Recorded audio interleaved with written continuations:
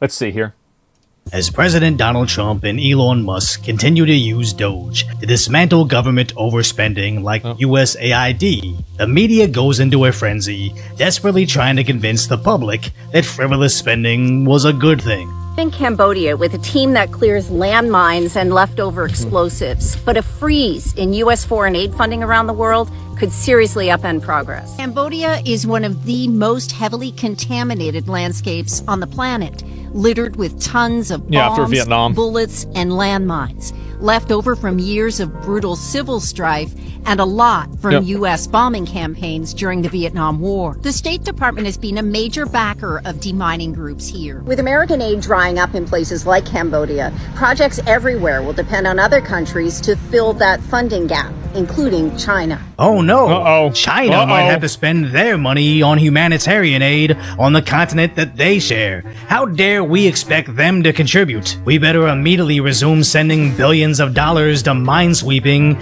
and underwater basket weaving, just so the Chinese can continue focusing on bolstering their navy. It's almost like these newscasters don't even listen to themselves, or even proofread what they're writing, as a caption over this clip is U.S. aid freeze. Here's the issue, right, is that in a lot of cases, like, probably some of this is our fault, for sure. But the issue is, like, kind of what I was saying just, like, actually a little bit ago, where, like, you can't expect a bunch of people to, let me think of a way to say this. It's 100% our fault, right? Yeah, well, let's say it is. But, like, let's say you're 30, like, you're 34, like I'm 34. Do I want to have the generational accountability for something that I wasn't even alive during, that all my tax dollars have to go towards? Like, I'm sorry, but, like, no, not really, right? And so 24, I said 34. And so exactly, right? And so, like, I think that as people, as more people that are, like, you know, weren't alive for this, get into the voting force, they're not really going to want to be accountable for something that happened when they weren't even alive. Or aid to other countries, when it's really the United States Agency for International Development, meaning spreading liberal initiatives to third world countries that have zero of the cultural issues we have in America. But sure, help inject DEI programs into Burmese scholarships and LGBT initiatives in Cambodia. One thing that I found very telling about this USAID is that there were people from these countries that didn't even know that it was happening. And I feel like that was probably more telling than anything, that if the entire intent of this is to create soft power in these countries, but the people that are in the countries don't even know that it's happening, what are the odds that this money just isn't really making itself, it's just really not making its way over to that group of people? That's what I think is happening. Because, yeah, how is this? It's money grabbing. Yeah, what is this? This is very interesting.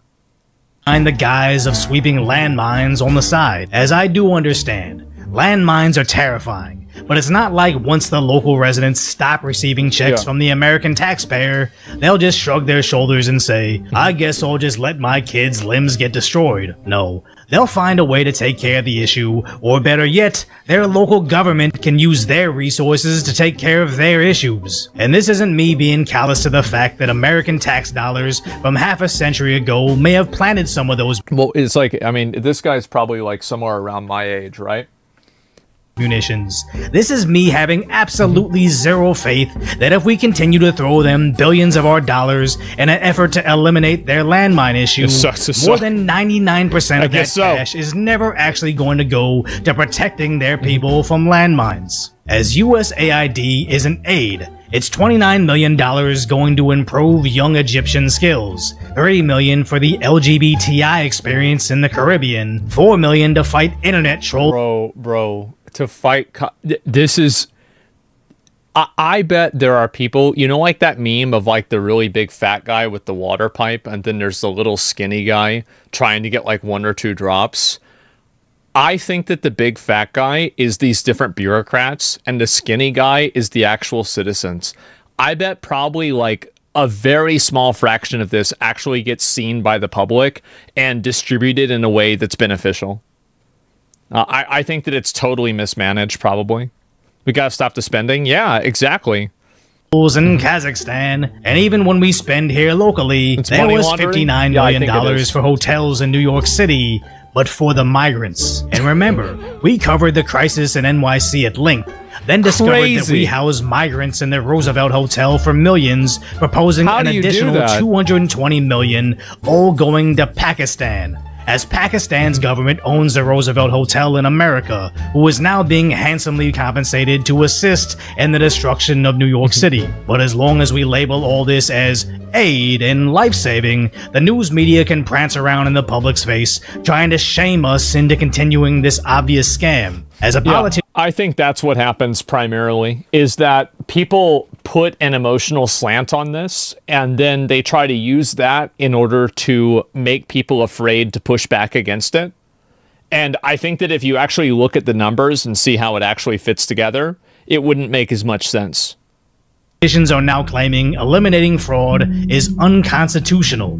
You know, what is going on in this country, not only with education, but with other institutions, is the president is operating in a very authoritarian, illegal, and unconstitutional way. Then other Democrat senators go on ABC to echo that same sentiment. A constitutional crisis, grossly unconstitutional, pretty alarming language.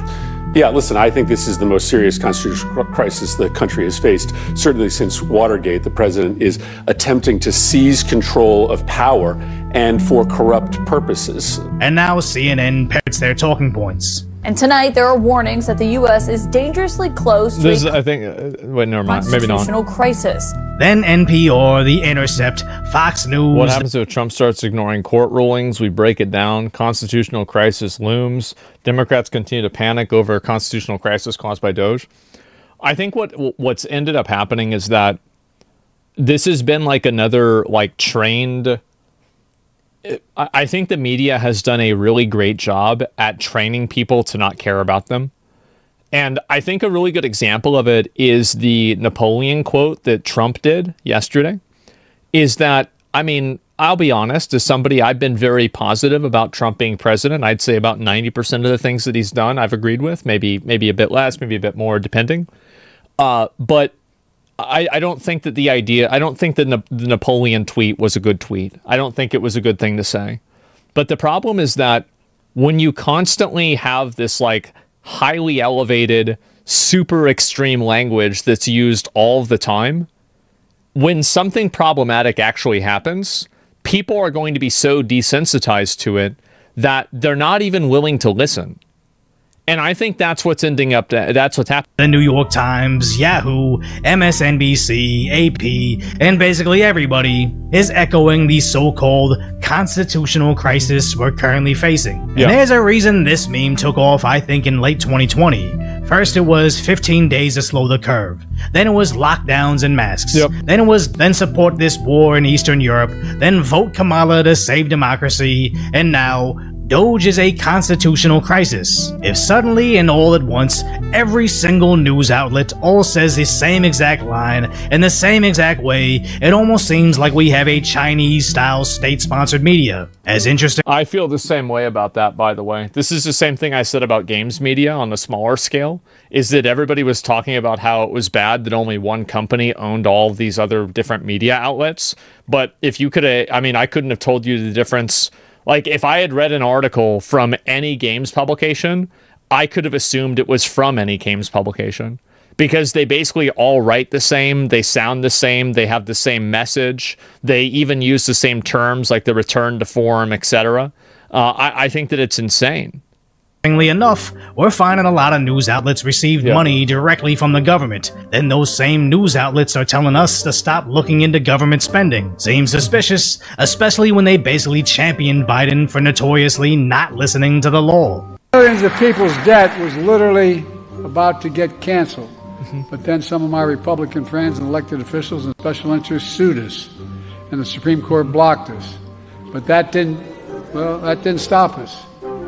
No, I mean it sincerely. We continue to find alternatives paths to reduce student debt payments. So it's almost like they're not worried about a constitutional crisis. They're just all looking for their new hotkey phrase that fits on a bumper sticker. So there's a lot of ways that and he's right about this, is that It's the same as like they cared about the judicial process and then Trump being tried and actually be held accountable as somebody who's important.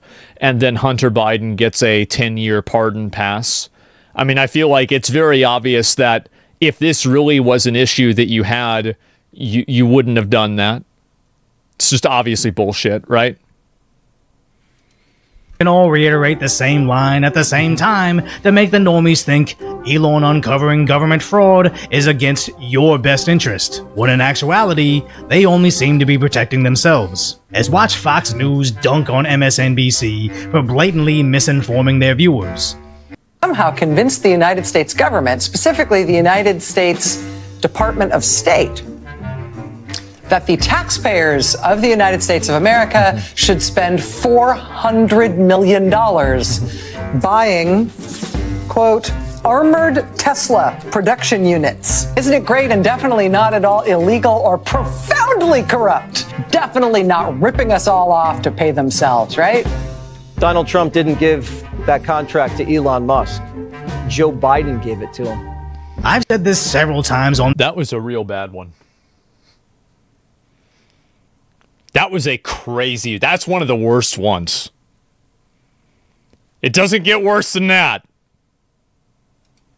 This channel, you'd probably be more informed if you didn't watch the mainstream media represent and twist the facts to fit the narrative of what their corporate sponsors want you to think. And I used to say that in the context of them pushing certain agendas and ignoring certain facts so you take a certain medication. But now I honestly wonder if they're doing the same thing for fraud. But at least the more they struggle against DOGE, the more they know they're on the right track. As look at Washington, D.C., almost entirely liberal like the politicians that are freaking out. And exactly 1 week ago, Battle Beagle was wondering what DOGE would do to D.C. real estate. But as I saw one thing that was really interesting, and I'm sure there's no correlation at all with this, but let me see if I can find it.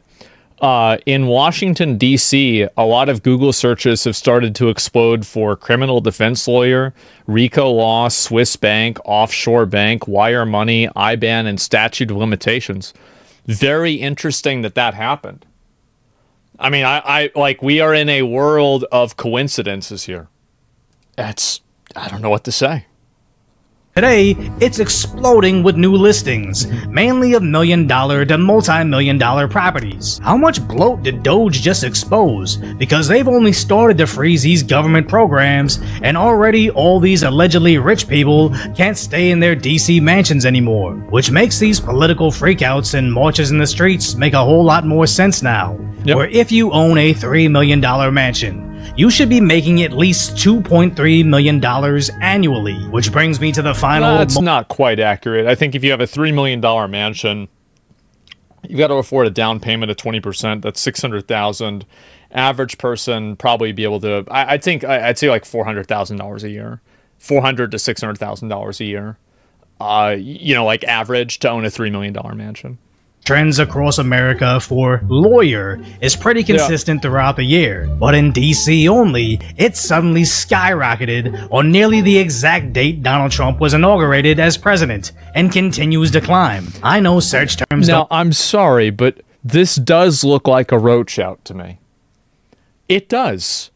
And maybe it's not. But man, it sure as fuck looks like it. Don't definitively mean anything, but it seems awfully suspicious that this is exactly what Trump campaigned on, having Elon Musk head the meme government agency in DOGE to expose the corruption behind where our tax dollars are actually going. Then suddenly the ultra-left DC freaks out, calls up their buddies in the media to call Elon every name in the book. Then they all possibly can't afford their $1 million mortgages anymore, and then they all have to look up their nearest lawyer. I don't know exactly what's happening, but I'm enjoying it every step of the way. So if you appreciate alliteration over my concise, lighthearted commentary on how America's finally back, hopefully I've earned your subscription, and we can chat again soon. It's just fucking hilarious, man. It really is. And, yeah, I don't think that it's as much fraud as it is, what do you call it? As it's people that are abusing their position and taking advantage of it and misusing it. Now, you could call that fraud. And I think it's fair if you want to call that fraud. That's one way to explain it, but that's not necessarily the term that I would use. I would say it's literally, well, like, fraud is, I mean, like, we're getting into specifics here, okay? We all agree it's bad, right? So what's the word that we're going to use that says that it's bad? Oh, I don't really know, but that's up to you. You mean mismanagement? I think that it is mismanaged to such an extreme degree that it is done intentionally. I think that's what's happening.